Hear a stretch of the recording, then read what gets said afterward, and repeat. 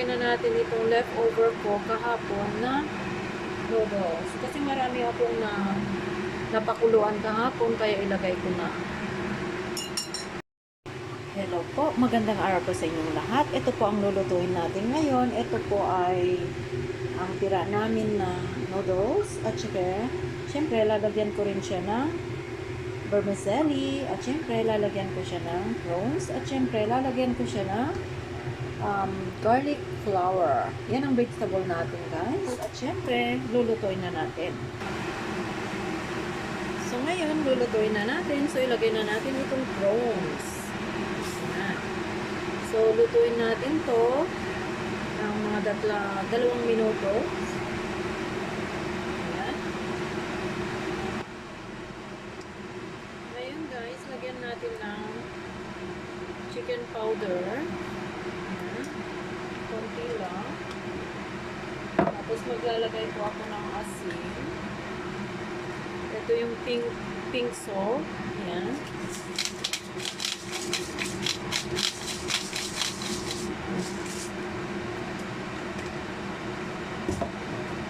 Tapos, ilalagay na natin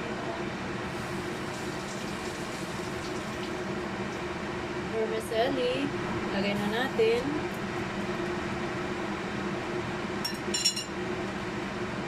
Tapos, ilagay na natin itong garlic flour as our vegetable, guys. So, napakabilis lang, napakadali lang lutuin.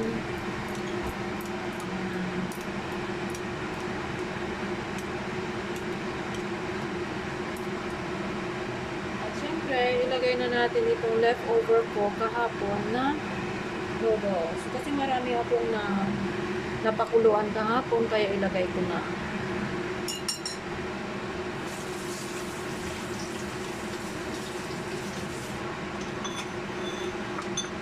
Ayan.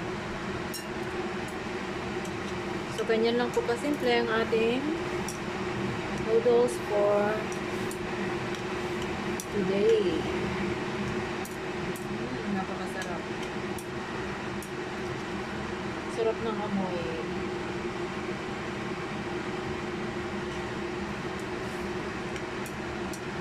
Ayan, napakasarap talaga yung amoy. So, pakuluan lang natin po yan.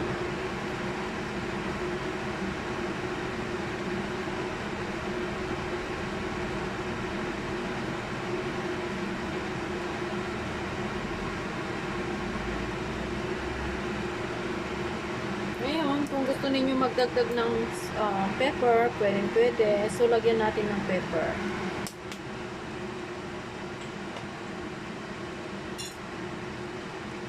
Mas masarap kasi guys kung medyo maanghang. So, ito na, luto na. Yan, ganyan lang po kasimple ang ating noodles.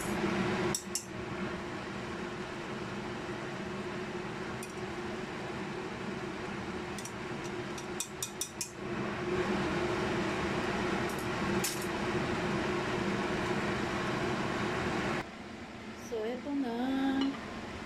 Ang super sarap. Uy, yan.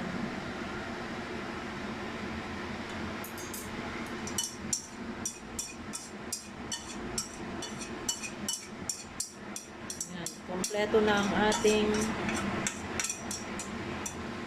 dinner.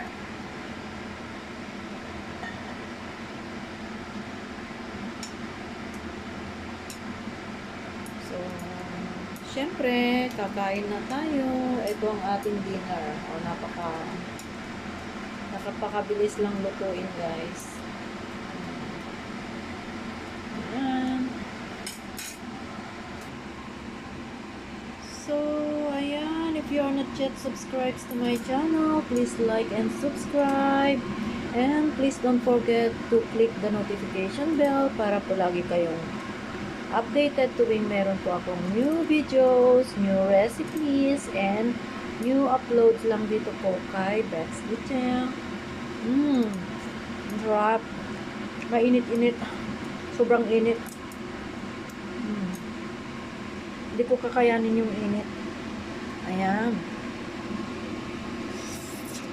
Mmm! Mmm! Ang sarap. Ang sarap. Ayan. Super yummy. So, kakain na tayo, guys.